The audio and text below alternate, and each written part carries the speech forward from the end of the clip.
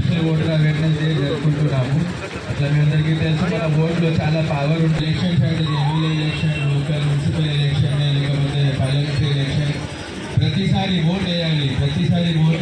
ప్రజాస్వామ్య సాంప్రదాయాలను స్వేచ్ఛాయుత నిష్పక్షపాత ప్రశాంత వర్గం భాష లేదా ఎటువంటి ఒత్తిడులకు ప్రభావితం ప్రతి ఎన్నికల్లో నిర్భయంగా ఓటు వేస్తామని ఇందు మూలంగా ప్రతిజ్ఞ చేస్తున్నాము. Happy national voters day. ఇక్కడ వచ్చేసిన మన అడిషనల్ కలెక్టర్ సంతోషంగా ఉన్నాను. మీ అందరూ చాలా పెద్ద నంబర్స్ లో ఈ ర్యాలీలో పార్టిసిపేట్ చేయడం జరిగింది. మనం చూస్తే ఆల్మోస్ట్ ఇది 1 కిలోమీటర్ మన వాక్ ఈరోజు ఏర్పాటు చేశాము.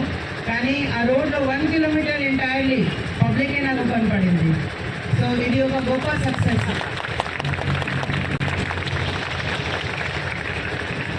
డే అంటే చాలా ఇంపార్టెంట్ డే. ఎందుకు అంటే ఇది మీకు కాన్స్టిట్యూషన్ ఇచ్చిన హక్కులు.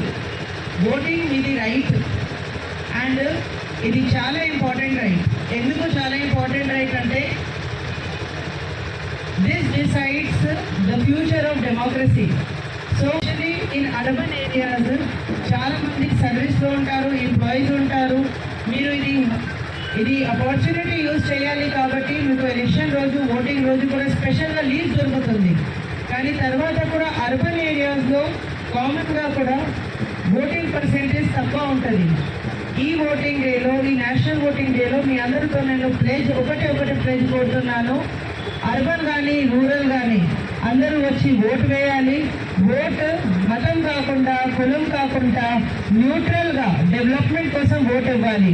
ఎందుకంటే జిల్లా 100% ఎప్పుడైనా ఏ ఎలక్షన్ కావచ్చు, నిర్మల్ జిల్లా 100% ఓటింగ్ చేయాలి. అదే మీ అందరితో కోరుతున్నాను.